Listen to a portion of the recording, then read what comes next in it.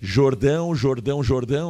O treinador Juan Pablo Vojvoda vem trabalhando visando o clássico contra o Corinthians. E o Santos já tem mudanças confirmadas. E tem briga pela posição na lateral esquerda e também no meio-campo, hein, Jordão? Exatamente isso, e estamos falando da primeira briga no meio de campo porque o volante Tomás Rincon, que já sairia do time naturalmente por questões técnicas, na última sexta-feira ele sofreu um edema muscular na sua panturrilha e, portanto, desfalca o Peixe contra o Corinthians nesta próxima quarta na Vila Belmiro. Já com relação à lateral esquerda, uma dúvida paira sobre o Juan Pablo Vojvoda. Quem escalar? O Escobar, que na última partida acabou não atuando bem com a camisa do Santos, ou o Souza, que entrou muito bem naquela ocasião. Além do mais, o Santos terá uma outra novidade na sua zaga. O Adonis Frias, ele veio treinando como titular, o jogador Zé Ivaldo, ele treinou como titular apenas no primeiro teste da última sexta-feira. No restante das atividades, o Adonis Frias foi o titular da posição e é esperado que ele assuma a posição da zaga do Santos Futebol Clube. Agora, a última com relação ainda ao meio de campo. Quem escalar? Álvaro Barreal ou Gabriel Bontempo? Porque o Álvaro Barreal foi o substituto imediato do Tomás Rincon no último domingo contra o Ceará. Porém, o Gabriel Bontempo tem treinado muito bem, recebendo elogios da comissão técnica e é uma alternativa para o Peixe nesta partida. Com base nesse panorama, um provável Santos até aqui, lembrando que tem o treino de logo mais e o de amanhã para se definir a equipe, só que um Santos que foi desenhado ainda nos treinamentos, vem da seguinte forma: Brazão no gol, Igor Vinícius na direita, Adonis Frias e Luan Pérez completando uma dupla de zaga e o Souza fecha a linha defensiva pelo lado esquerdo. Já ao meio de campo, com João Schmidt, Zé Rafael, Roleiser e do outro lado ou Gabriel Bontempo ou Álvaro Barreal. E no ataque temos a manutenção do Guilherme e do outro lado, Lautaro Dias. Tá aí o provável Santos para a partida contra o Corinthians, Jordão. Vamos colocar 2 asteriscos aí, se você concorda comigo, Jordão. Souza pela esquerda pode pintar o Escobar e Barreal na frente pode pintar o Gabriel Bontempo. É mais ou menos por aí, né, Jordão? Temos ainda 2 dúvidas que estão sendo trabalhadas pelo treinador Juan Pablo Vojvoda. E uma terceira dúvida, essa me parece um pouco mais remota a chance de acontecer, seria o William Arão no meio-campo no lugar do João Schmidt. Se não me falha a memória, eu não vi o vídeo, mas vi uma capa do Sormani dizendo que isso pode acontecer. Não é informação que nós temos nos treinos, né? Mas é claro que nós sabemos que o Arão já está em condição para jogar, para começar a partida como titular. E claro, né, Jordão, pela grife do Arão, pela importância que o Arão tem, né, quando foi contratado, ou teve quando foi contratado, pode pintar um Arão como primeiro volante. A tendência, pelo que estamos percebendo, é Schmidt, né? Mas o Arão pode surpreender e ser o titular. Agora, 2 brigas que estão ativas, Jordão: Bontempo no lugar do Barreal, Escobar no lugar do Souza, né? Exatamente, são as principais dúvidas do Juan Pablo Vojvoda. E voltando ao meio de campo, por que o Vojvoda tem justamente essa questão entre Álvaro Barreal e o jogador Gabriel Bontempo? Porque, para quem se lembra, o primeiro esquema que o Vojvoda coloca no Santos após a primeira semana cheia de trabalhos, ele coloca o Vitor Hugo jogando ali como o terceiro homem do meio de campo. E quem tem características mais semelhantes com relação ao Vitor Hugo? O Gabriel Bontempo ou o Álvaro Barreal? Nessa situação, a gente encaixa muito mais parecido com o Vitor Hugo o Gabriel Bontempo, porque o Gabriel Bontempo ele é aquele jogador mais versátil, ele consegue participar tanto das ações defensivas quanto das ações ofensivas. Já o Álvaro Barreal tem uma característica de ser um jogador mais incisivo no campo de ataque, ele pisa dentro da área, aparece muitas vezes também como elemento surpresa. Então essa é uma grande questão para o Juan Pablo Vojvoda, que será decidida a partir do treino de hoje. Hoje, que lembrando, é o penúltimo treino do Santos antes do clássico contra o Corinthians. Já na lateral esquerda, outra questão: manter o que vinha sendo feito com o Escobar, uma equipe mais respaldada defensivamente falando do lado esquerdo, ou tentar arriscar mais? Colocar o Souza na lateral esquerda e você trazer mais profundidade para o seu time. É uma questão que o Juan Pablo Vojvoda também trabalha com relação ao jogo contra o Corinthians. E você fez a menção, Marcão, com relação ao Ilharão. A informação que eu tenho é de que o Ilharão, até pelo menos o treinamento de ontem, ele ainda não tinha o ritmo de jogo necessário para começar uma partida. Ele pode sim ser uma opção no banco de reservas e entrar no decorrer do jogo. Só que para iniciar o jogo, muito provavelmente o Ilharão ele teria que ser sacado, talvez numa segunda etapa, ali por volta dos 60 minutos. Mas se o Arão tá treinando, Jordão, há tanto tempo, está por 3 jogos sendo relacionado e ainda tá sem ritmo de jogo, sem ritmo de jogo, claro que ele está, porque ele não vem sendo titular, mas se ele não tem condições de começar uma partida treinando há 2 semanas, como tem treinado, ou tem que mandar embora o preparador físico, ou tem que mandar embora o Ilharão, Jordão. Entendeu? Claro que ritmo de jogo, só tem ritmo de jogo quem joga. Mas isso é diferente. Ritmo de jogo e não ter condições de jogar a partida desde o início, uma coisa é uma coisa, outra coisa é outra coisa. Se o Arão não reúne condições físicas de começar a partida quarta-feira, a gente precisa tomar uma decisão no clube. Ou manda embora o Arão, ou manda embora o preparador físico. Não tem outra desculpa. Porque tá fácil jogar no Santos. Então, Jordão, é a mesma coisa, né? O Diógenes tem ritmo de jogo? Não tem, porque não joga. Ele só vai ter ritmo de jogo quando ele for colocado para jogar. Então, não ter ritmo de jogo é natural de quem não está jogando. É diferente de não ter condição de começar a partida. Eu acredito que o Arão, pelo tempo que está treinando, foi 3 vezes relacionado nos últimos jogos do Santos. Ele necessita ter condições de começar a partida. Porque senão, meu amigo, tem alguma coisa muito grave acontecendo no Santos Futebol Clube. Tem alguma coisa muito grave na preparação física dos nossos jogadores, né? Então isso é complicado. Agora, vamos lá. Opinião, tá?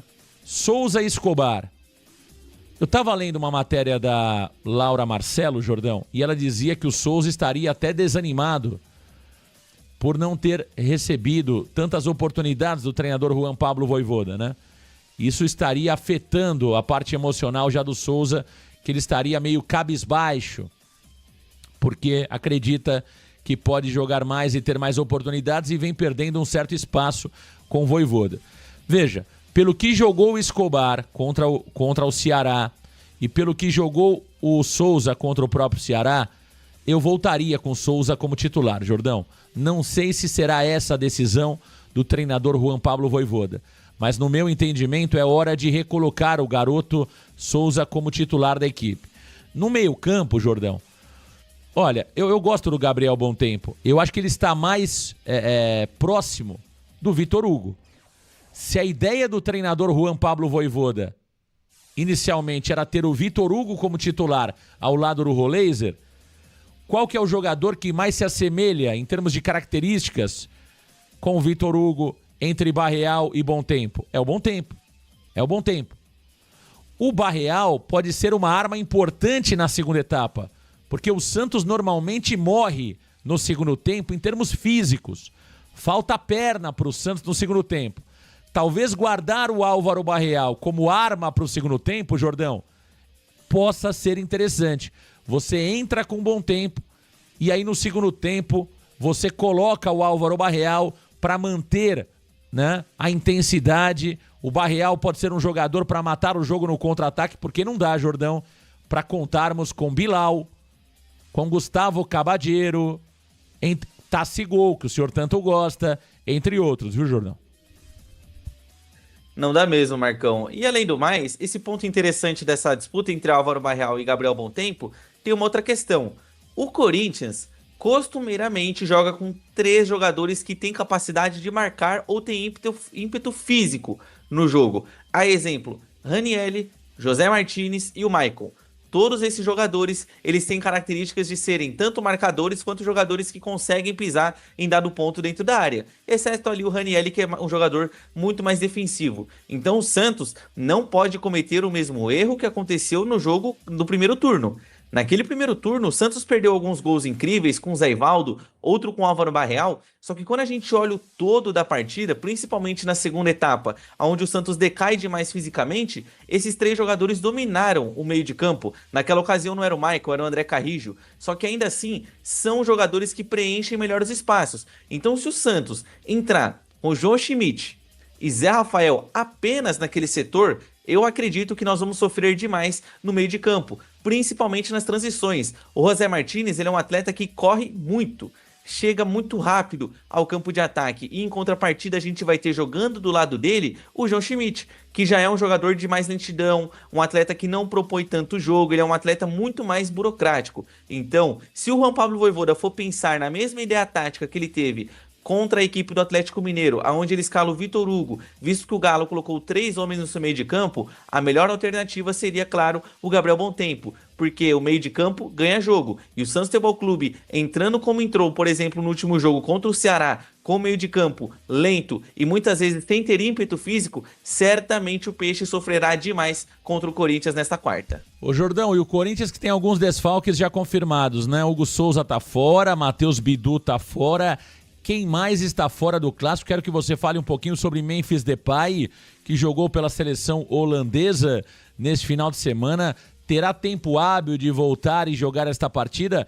Traga pra gente um panorama geral, de forma resumida, do Corinthians para o clássico da próxima quarta-feira. Vila Belmiro precisa lotar, hein, gente? A gente tá dando um puxão de orelha no torcedor do Santos e isso é proposital, gente. Porque a gente sabe da grandeza do Santos. Não dá pra gente normalizar 10 mil torcedores num clássico. Me desculpem. Eu sei que eu vejo alguns torcedores que não gostam quando a gente fala isso. Marcão, eu não tenho condição financeira de ir. Não é sobre você que eu tô falando. Eu tô falando desse universo de 8 milhões de torcedores, onde quando o Neymar foi contratado, né, os ingressos acabavam em 1 hora. Porque era o Neymar. Cadê esse torcedor? Cadê esse torcedor? Cadê o torcedor do Oba-Oba do Neymar Júnior? Cadê o torcedor do Santos quando o Santos chega em momentos importantes que lota a Vila Belmiro? O torcedor do Santos daqui a pouquinho vai ficar conhecido como torcedor do Oba-Oba. Então, eu entendo, não é sobre você que eu estou falando que não tem condição financeira de ir. Se você não tem condição financeira de ir, você não precisa ir à Vila Belmiro. E nem deve ir. É mais importante você colocar a comida na tua casa e pagar os seus compromissos do que ir ao jogo. Eu estou falando de um universo de 8 milhões de torcedores, onde muitos torcedores têm condições de ir ao jogo e não vão. É isso que eu estou falando. Estou deixando muito claro. Eu sei que tem muito desemprego no Brasil, eu sei que muitos torcedores não conseguem ir ao jogo, ou por distância, ou porque trabalham neste mesmo horário. Não é sobre esses que eu estou dizendo, me referindo. Deixando muito claro a minha opinião aqui. Eu estou dizendo sobre esse universo de 8 milhões de torcedores, alguns que podem e não vão ao jogo. E só reclamam. É sobre esses que eu estou falando. Jordão, e o Corinthians, hein?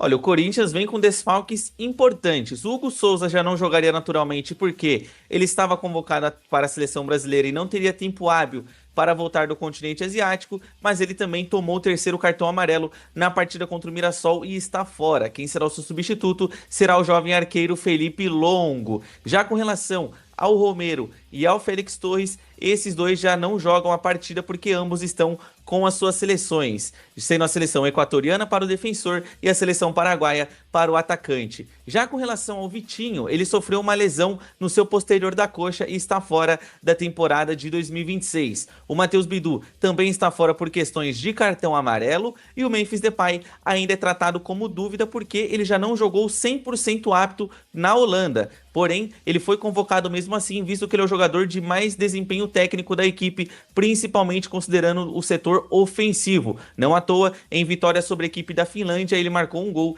e deu 2 assistências e ele retorna ao Brasil apenas hoje. Agora um último, Marcão. O José Martínez, o amigo varandeiro, comentou com relação ao José Martínez que não se apresentou. Pesquisei sobre com relação ao meu timão e o meu timão há cerca de 30 minutos por via do Rodrigo Vessoni disse que o volante não se apresentou à semana de treinos da equipe corintiana. Informação que acaba de chegar lá pelos lados de Itaquera. O Dorival está irritado com a situação e muito provavelmente ele será cortado do clássico. Opa! Sem José Martínez é uma ótima notícia para o torcedor do Santos Futebol Clube, né? O Martínez e o Carrijo formavam uma grande dupla de meio campo, né, Jordão? Carrijo tá fora. O José Martínez estando fora também é mais um desfalque corintiano, Jordão, que já não deve ter, e não terá, na verdade, né? Não terá o Hugo Souza, não terá o Matheus Bidu, não terá o Félix Torres. Jordão, nós pegamos o Grêmio com 13 desfalques e jogamos da forma que jogamos. É difícil dizer que o Santos hoje é favorito contra alguém. Agora, Jordão, o Santos está praticamente completo. O Santos só não terá o Alexis Duarte, que até pouco tempo atrás nem jogador do Santos era, portanto, não dá para falar que o Alexis Duarte vai fazer tanta falta assim. E o Santos não terá o Neymar. Venhamos e convenhamos, o Neymar hoje não é aquele desfalque, né? Não é, né? Vamos ser muito sinceros, eu adoro o Neymar, já disse aqui, mas não dá para falar que o Neymar vai fazer muita falta. Não vai, porque o Neymar jogando não vinha fazendo cócegas nenhuma para os adversários. Jordão, o Santos tem que vencer o Corinthians, hein? O Corinthians tá cheio de problema financeiro, clima ruim. Tem obrigação o Santos de vencer o Corinthians quarta-feira, hein? Totalmente obrigação. O Santos já tinha ali 3 pontos inegociáveis nas 3 últimas partidas contra Bragantino, Grêmio e a equipe do Ceará, respectivamente. Agora, tendo em conta que o Santos disputou 9 pontos e ganhou 2, contra o Corinthians tem que vir os 3, independente de situação, de quem for entrar em campo, de como vem o Corinthians ou como deixa de vir a equipe corintiana. Ainda mais, o Corinthians agora com esse muito provável desfalque e corte do venezuelano da partida, o Santos tem uma nova cara, talvez, para esse meio de campo. Porque o José Martínez, querendo ou não, por mais que ele tenha ali uma dificuldade técnica em participar do ataque em dado momento, ele é um jogador muito intenso. Quantas vezes o José Martínez é substituído do Corinthians? São raríssimas as ocasiões. Então, o Santos ganha ali, quem sabe, um respiro no meio de campo. Setor tão importante para você vencer os seus duelos. E na quarta-feira, Marcão, o Santos Futebol Clube, lembrando, hein? Folgaram na segunda, folgaram na terça passada e folgaram no último sábado. Foram 3 dias de descanso. Os jogadores não podem, de hipótese alguma, colocar a língua para fora ainda no primeiro tempo. Porque o que nós vimos do Santos nessa maratona de jogos, domingo e quarta, foi um time que no primeiro tempo já dava indícios de cansaço. E na segunda etapa, sequer tinha força nas pernas para reagir contra um revés. Então que dessa vez seja diferente, que a intensidade seja acima do que foi apresentado anteriormente e que os jogadores tenham entendimento. Primeiro, do que significa essa vitória para o Santos na competição e segundo, o que significa para o torcedor santista uma vitória contra o Corinthians. Lembrando, pessoal, o Santos Futebol Clube não ganha do Corinthians jogando na Vila Belmiro desde 2021. O Santos em 22 perdeu por 1-0, em 23 perdeu por 2-0 e no ano passado nós não nos enfrentamos na primeira divisão.